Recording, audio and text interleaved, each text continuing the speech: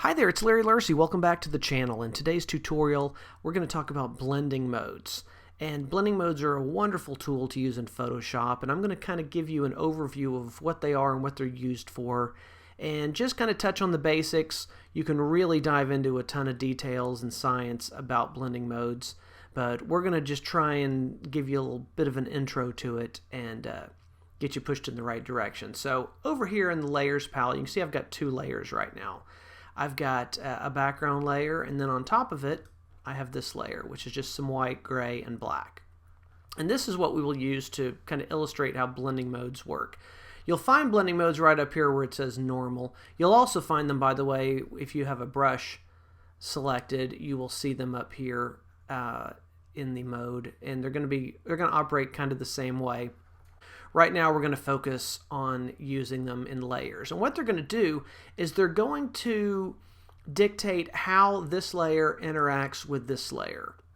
And basically how you can see them, see through them, and they kind of work in tandem with opacity. So basically right now you're in normal mode is kind of the default, and that means we are looking at this image as if it was printed on a piece of paper and it was sitting on top of this printed photograph. You would only see the piece of paper on top.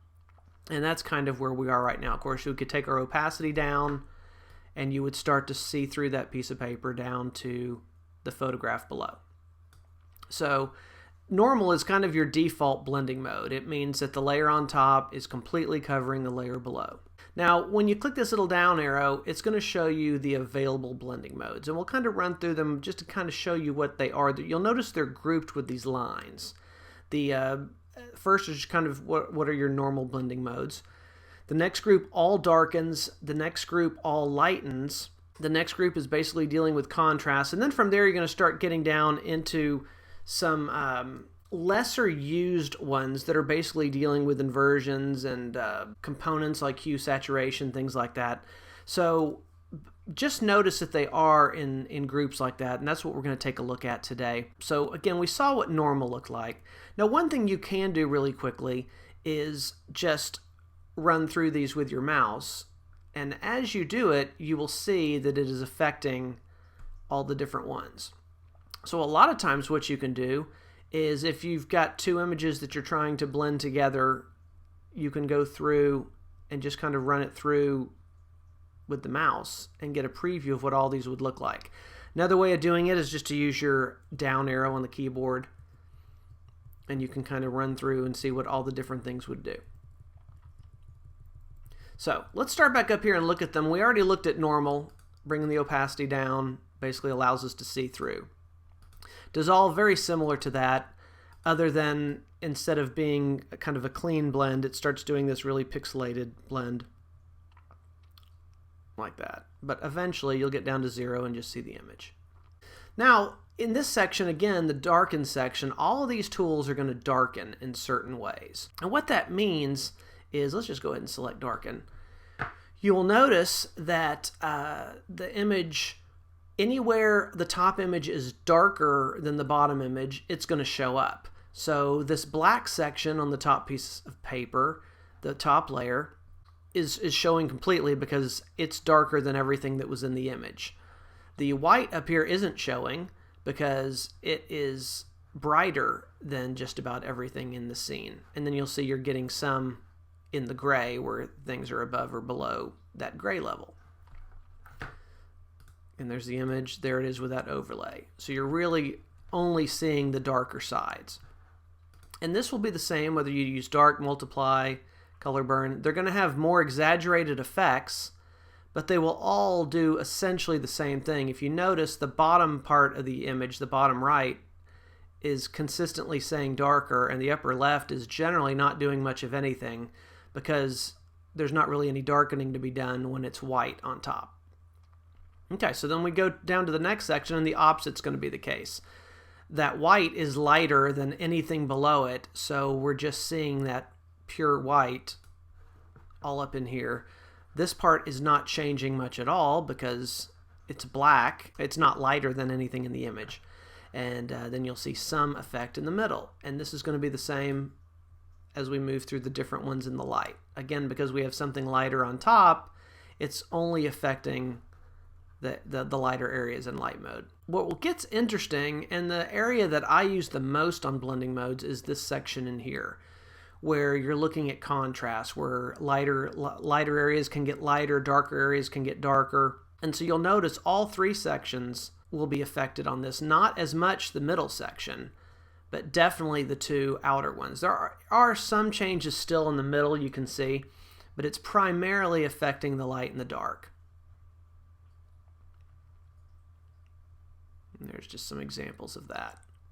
When you get down into these are going to be really oddball ones that I almost never use any of these blending modes. Other than sometimes you do one, you go, oh, that looks kind of cool, and you just do it because it's an odd effect. Some of these are a little more specialized purposes. You know, for example, here we've got saturation. Well, that base image has no saturation, it's just black and white. So if we are in saturation mode, it's basically taking the saturation of this image and applying it to this one, thus making this totally desaturated or a black and white image. And you could start fading that down again with your opacity and start slowly bringing the color back like that. So it's really a matter of, with these blending modes, playing with them and deciding which one has the kind of look that you like for a particular image. And so let me show you a way you might apply this with a texture. Again, right now, because this image is in normal mode, it is completely covering the layer below it. We could fade that down, slowly see through it. So what I would do if I was looking to try and play around with an image like this is I would put this texture on top, select normal, and then I would use my arrow to just start going through and looking at the different effects. And you'll see that certain images are going to really respond better with certain overlays, and it's going to depend on whether they're lighter, darker, things like that. But for example, I think this overlay really gives a cool look to it. But you could go through, try different ones. Again, some of these are the oddballs, but when you get down here into like your hue, saturation, color, you can see it's taking those brownish tones from the paper and giving it, almost making it look like a sepia image. So I think the overlay actually looks nicest on this one. So you can select overlay. Now this one is interacting with this layer down here. This one's turned off. We can in fact just kind of trash that so it doesn't confuse you. But this one is interacting with this one through overlay mode. And so it's giving us this. We can still see the image below, but we're picking up some of this texture. Again, here's what that image looked like. Just kind of some brown paper. When we go back into this mode, it's showing through, and you can sort of dial it down a little bit. And it basically is giving us a little bit of an almost antique look. If we go back, there's the base image. There it is with the overlay.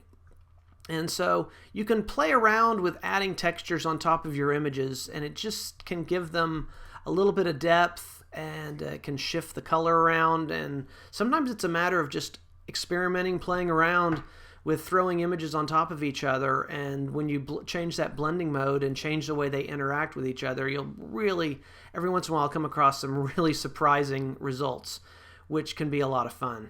So that's the basics of blending modes. It's basically how this image, how this layer is interacting with the layer below it.